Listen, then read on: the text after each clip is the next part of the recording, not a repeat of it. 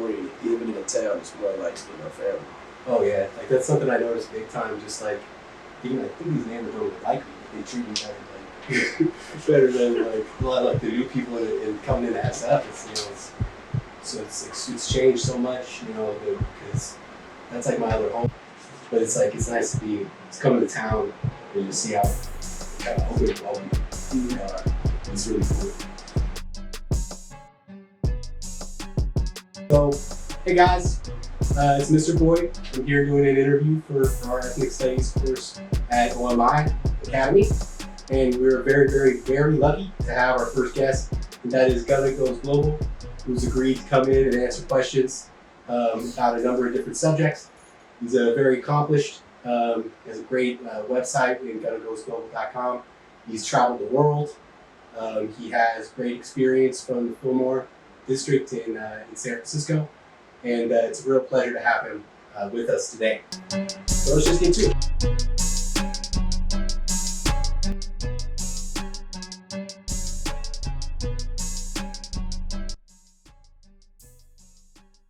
What do you consider your race and your ethnicity?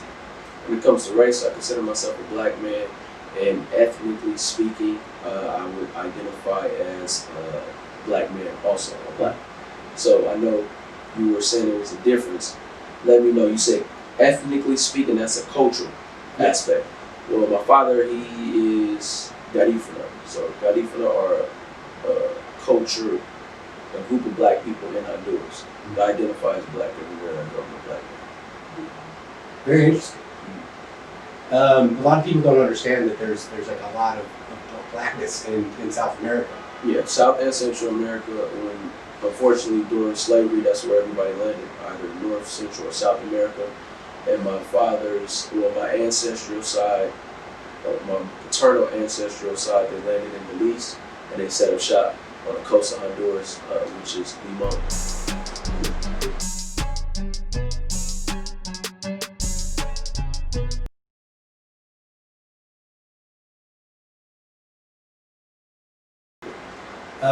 How do you feel your race and ethnicity has shaped you as a man?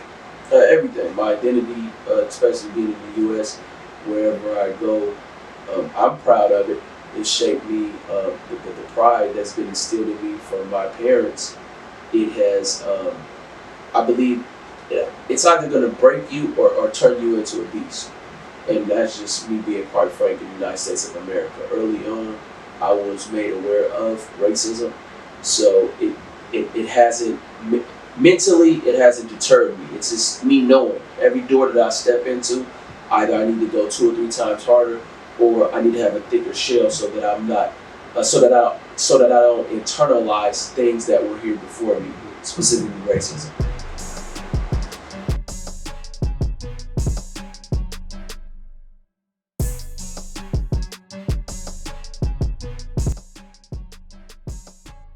Where'd you grow up? San Francisco. I grew up in the city of San Francisco. I'm from the Western Addition or Fillmore, but my mother crack hit in the 80s. I was born in the 80s, so even though my family still stayed in the Mo, that's what we call it. The natives we call Fillmore, or Fillmore we call it the Mo. My mother, she didn't want me to be involved in that neighborhood, so she moved us around, and I had the privilege of living throughout the city of San Francisco, moving Daly City, living in Oakland. I lived over there in North Oakland, over there on Gaskill, between San Pablo and Gaskill, 54th.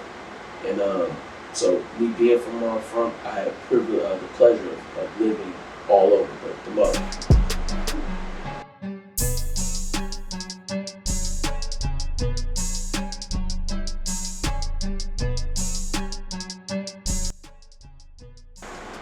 Who raised you? I would say my mother. And my father, he was there to the best of his ability, always in my life. But my mother, as far as physically, she's the one who raised me. My grandmother and my auntie also.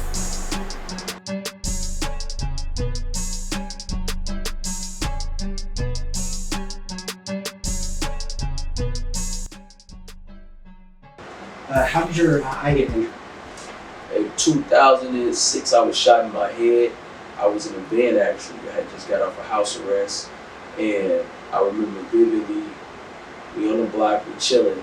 But when I was on house arrest, I would go to sleep at like 9, 10 o'clock. And I got shot like Friday night. We was in the van, it was like 5 of us.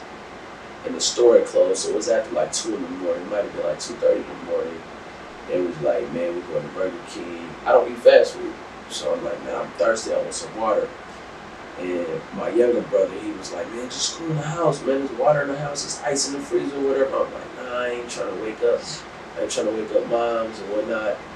And I got in the van, get to the drive-through, stray bullets start hitting the van. I'm the only one who get hit. So I ended up losing vision in my left eye. So then I had one eye patch. My eye's still there, but I lost vision and they took out my protective glare lens.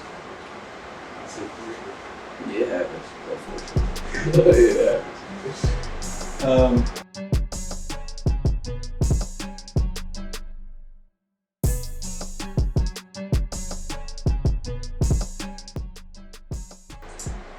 Well, this is my favorite question. What do you think the most formative experience that you had during the time span of 6 years old and 12 years old? Watching Malcolm X.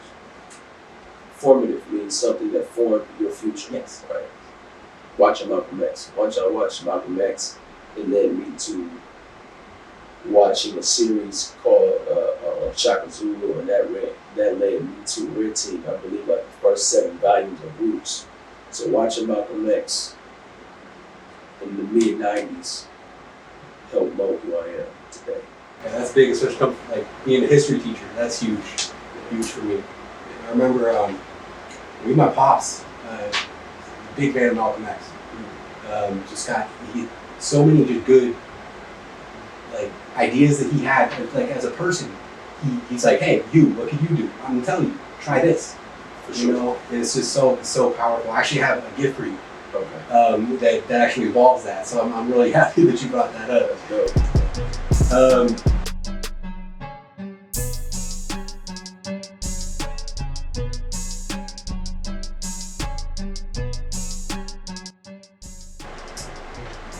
So when did you first adopt a lifestyle that you would say, like, I would say was against the law, but not necessarily protest, but breaking law as a way to make it? In the streets? In life, yeah, the streets. 13. I was in the 8th grade, and I wanted a Game Boy Color and Pokemon Yellow at the time, and my family just couldn't afford it. So I remember being frustrated and saying to I was a student at the time too. So before I got into the streets, I just remember being financially frustrated, like, why are all these people around me? Why can they have this and I can't? My shoe size had gotten bigger. I went from a kid's shoe to an adult shoe, so that was the difference between like $75 and $80. And it was summer, it was actually winter, Christmas, Xmas, 1999. And I just remember thinking to myself, man, I need to be financially independent. And that pushed me to the streets. At the time, I was living in the area infested by crack. Well, I didn't know it, but once I became conscious to it, I realized basically I was living in a financial gold mine. So that's what pushed me to the streets. 13, that's early. Very early. Thinking about being financially independent, that's Very early. I was thinking about me in 1999. I was a freshman. My parents wouldn't even let me spend my own money. You have to spend our money. You know you're going to do something stupid. It was rough. It was rough at that age because, again, crack was an experiment. A lot of people didn't even know what was going on. So at 13, like, yeah, I had cars. I was driving at 13. Had gold teeth at 13. Had 16 gold teeth. And when you're in poverty, you have to grow up pretty fast unless you're sheltered. My mother, my father, everybody, they did the best they could, but I don't think that they knew exactly what was going on out there in the world. So yeah, 13 is when I was just like, you know what, I'm gonna get my own money. And I felt when you're a male that's not dependent, I didn't want to burden my mother. You know what I mean? She had 3 children at the time. My older brother, And then she had my younger brother, and I'm just like, man, she don't got it. So let me figure out a way to get it. Thank you for giving us that perspective. Sure.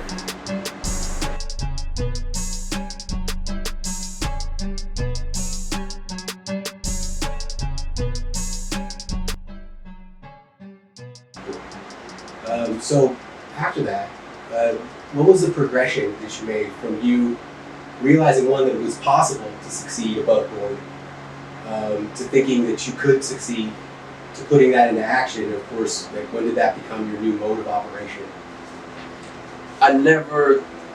Being in the streets is not something that I shy away from or being ashamed of, because it was always a survival mechanism. It was a defense mechanism. So I didn't get in the street and then wake up. When I jumped off the porch, I was already woke. So how I talk now is, if you were to go to my elementary school teachers, my middle school teachers, high school teachers, or my family, they'll tell you I've always been who I am. And being in the streets didn't take away from that. In fact, it's what saved me. Meaning, even now, like, I can leave here right now and go to the block, post up, but I'm not going to participate in anything that doesn't define me. You know what I'm saying? I'm not encouraging anybody to go on the streets, but I was able to enter the streets with a level head. As far as success, again, I jumped off the porch and got in the streets for financial freedom. At a very early age, I was like, man, I need to get my own money. My father's an entrepreneur. And what I would say recently, what has worked for me on the legal side and the legal aspect, is me knowing that it's two outcomes in the streets thus far that I know of. That's death or jail. So I can guarantee that if you're in the streets long enough, you're going to get killed or you're going to be locked up. Over the last 3 to 4 years, things have presented themselves that have taken me away from the streets and given me the opportunity to be who I was before my exposure to the streets. So I would credit the Most High, but then that was like saying that everybody else who didn't have an opportunity to experience that, like destiny played a part in that. So it's just it's complex. You know?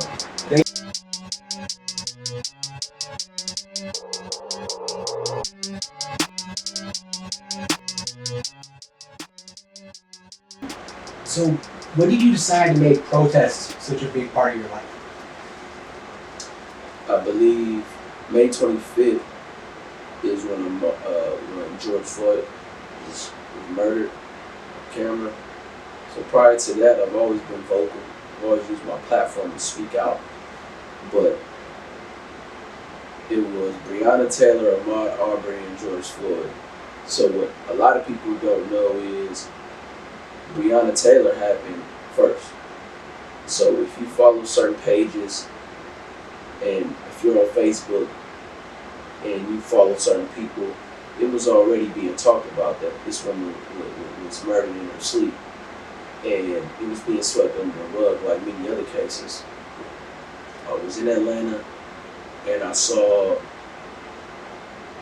Ahmaud Arbery killed by those white vigilantes or terrorists, whichever word people prefer. And I remember returning from Atlanta after having a studio session, because I was out there wrapping up some more music. So I was extremely excited. Even though the pandemic was in full effect, it was COVID-19, I had the opportunity to go to Atlanta for the first time. And like I said, it was good to me. Made some dope music. And then I remember them talking about George Floyd. And then the video came out. I didn't watch the video because I just didn't feel like I needed to watch it. I didn't need to watch the trauma. I didn't need to experience that trauma. I know that he was choked for over 8 minutes, and I know that it was wrong. Even if you're blind, if you can read that and you know what that means, and you know it's wrong. And one of my partners, Jamal Truelove, he was in a movie with me called The Last Black Man in San Francisco. He was in a group chat, and he was just like, you know what? We need to be involved. And I was just so infuriated that I was just like, yeah, whatever needs to be done. And Friday, we end up going to City Hall. It was a very small protest, but there's where we met Dan there Thompson, myself, Jamal True Love, and Stunner Man up too. And that night we went to town, Oakland, California. And ever since then, it was no plan. It was just me going off of how I feel, and me feel like me being a part of what's right, and me articulating. But I was raised socially conscious and aware, so that's why me speaking has come so natural. And prior to this, being the last black man in San Francisco, we were being enlightened about gentrification and a multitude of other things that coincide with systemic racism. So, May 25th, when George Floyd was killed, the day that decided to make a change. So like I got there late. My ex-wife, she's born and raised in San Francisco. So like she bemoaned, she's kind of like, oh, that used to be here, that used to be here, these people used to be here. Gentrification's big with me because before I moved out here, I was in East Palo Alto, which is EPA was an all-black city. the most severe. Well, not all black, but I'm going to say it was a predominantly black city. It was one of the. It was the blackest city in the Bay Area. And the history's crazy because you go back all the way to that was going to be the spot because that's where the railroad was going to come through, right? This is Wild West time. But they decided to go through San Jose. San Jose had that money. They greased the right palms, and so like it kind of got overlooked. And then basically what happened is Stanford, all around Stanford and Palo Alto was all dry. You couldn't get alcohol. So East Palo Alto popped up like, we got alcohol. They got a booming downtown center, like right in East Palo Alto where it was. And then the Bayshore Highway was the other big road. And it became really dangerous. Like so many deaths on it, the political pressure to build the Highway 101 popped up. And they were like, you know what? Let's just build 101 directly through all of the businesses East Palo Alto. Eminent domain, wiped them out, and then they redlined it. They said everybody on this side, realtors only sell to people of color. On this side, they sell to white people. And then that's how it became so predominantly black. And so, of course, once that happened, they threw wrenches into them, like becoming a municipality to avoid them from not getting their ability to have political power. And it just extended all the way until the 80s. By the time they did get a city, there had been so many problems that a crack epidemic hit right now. And you had so much money, like right in it's just so small, and so much money came flushing in, and there ain't no banks, you know that, right? So things got pretty bad, and that's how they became the murder capital for the 2 years. I got to know some of the families out there, and it's amazing. Like I knew a family. This really got to me because this is my mentee basically, and she's half black and half Tongan, and her father was working 3 jobs at this point last year just to stay in a 1-bedroom with his daughter. That's how much he had to work just to be able to parent his daughter. His mom was out of the picture. I never seen like being in a room with him and his daughter, like just looking at just like how it is, like it really was to see like the struggle, and they finally moved out, and now the daughter's dealing with that. She feels guilt. She feels like part of herself has been taken away. So it's just such a tough situation to really hope. I got to really get to know some people and be able to feel that empathy as much as I can. So EPA is really big for me on that, and that's just this level of like Facebook, like Google, Amazon, just like crunching in on these crazy. Apple. It's nuts, but they do give money. It's like they feel bad, so they'll give like money outside of it, and you just look at them like, is this it? Is that it? Yeah. It's like, how about we still get to live here? So here's a question from the students.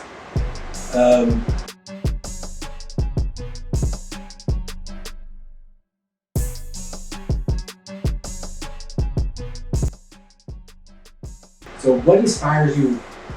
What inspires the raps that you write? My life.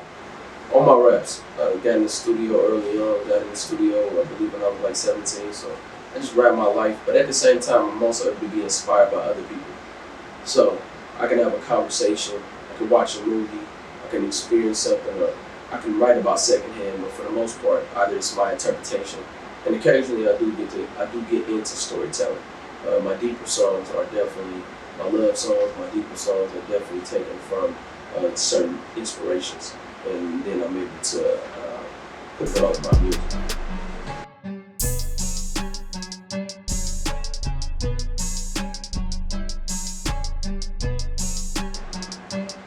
How old were you when you started writing rap? Not necessarily rapping, but you started putting pen to paper. Probably like 9, 10, just playing. Like, yeah, I was like 9 or 10. I wasn't a rapper at all, but I definitely used to watch my brother and his friends freestyle. So I had my rap, and one day they called on me, and I was able to spit like 4 bars, and it was big for me, man.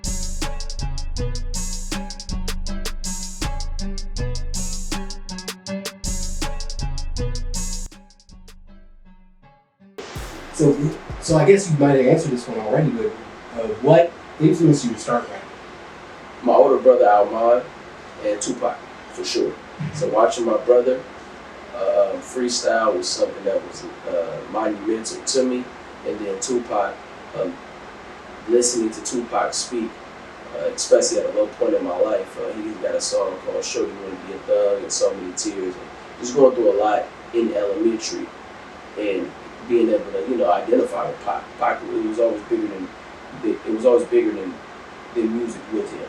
You know what I'm saying? And he happened to be a rapper, so I was like, oh, that's dope. You know what I'm saying? That's dope.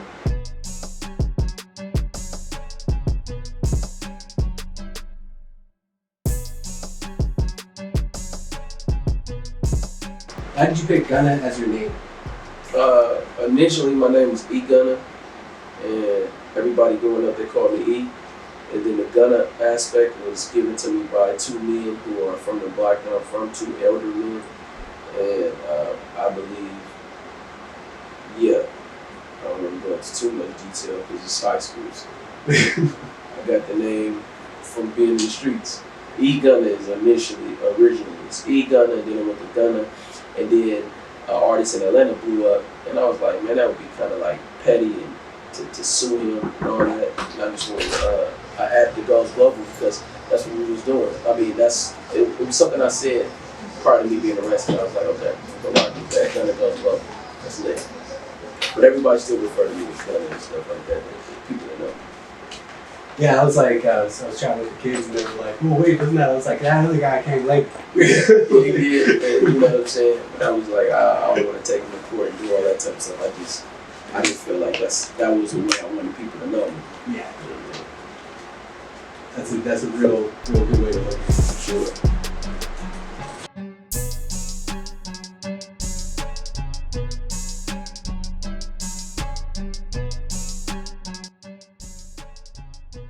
So, what challenges do you face in the rap industry? No challenges. The challenge is that when you make music, music is subjective. So you want to make it, you'll make it. If you learn from your mistakes, you'll make it faster. If you got a team, you'll make it even faster. So every different element that I just mentioned adds speed to the process. So if you're doing it all alone, you feel like nobody can tell you anything. You don't have any constructive criticism, and you are staying where you're at because it's self-explanatory. No, I wouldn't say there's any obstacles. Of course, advertising, marketing, and promotion is pivotal because that's the business aspect. But right now, I feel like it's happened for me later in life, meaning I thought I would be where I'm at maybe about 8 years ago. To be here right now, I'm thankful, and nothing can stop me except me, and I'm thankful for my team and the individual. So.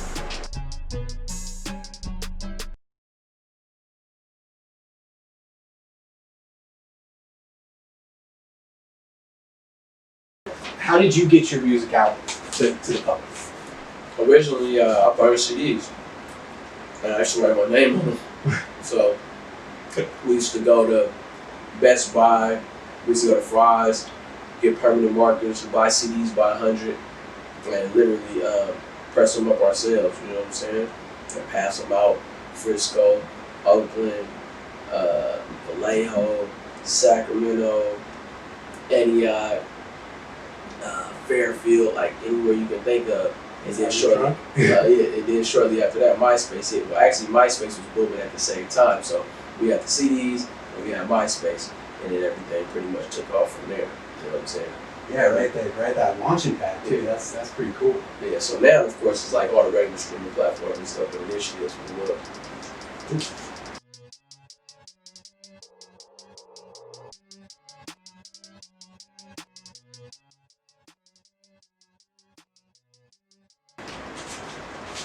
Now, what thing or idea gives you the mindset to continue rapping? Determination and passion. The determination is when you say you're not going to give up, and the passion is what pushes you to say you're not going to give up. So it just has to be in you, whatever it is that you want, whatever it is that you desire. And then also seeing results from it. I've been able to travel the world from being a rapper because I was able to be, from being an artist, it led me to being an actor. And from being an actor and an artist, it led me to activism. So my foundation as an artist continues to open up doors for me to this day. You know what I mean? So even me being in this interview right now, if it wasn't for the music, I wouldn't be here. So.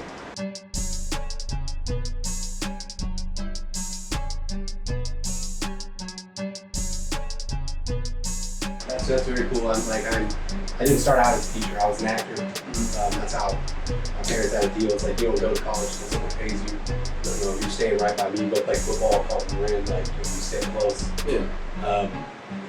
So I ended up going to college on a theater scholarship. And I tried to do the whole theater thing. But, I think I like teaching a little bit more. Like it's easier to get up for me like when I'm teaching. So that's how I ended up. Started teaching in Hunterspoint, the same school that my dad went to. Yeah. Same middle school. It was funny. It's such a small world there in San Francisco. Like I walked into the gym and I walked into the PE office. Guy posted, "You taught me voice, son?" I'm like, "What?" He's like, "Yeah." He's like, "Come here, I'm gonna show you something." There was a picture of his dad and my dad at that middle school, like together. But the one piece of advice my dad gave me was asking him, "So what do you think?" Like, I'm like, "Well, he said, just be real. Kids smoke a mile away." It was the best advice I ever got as a teacher. Yeah, just be who you are.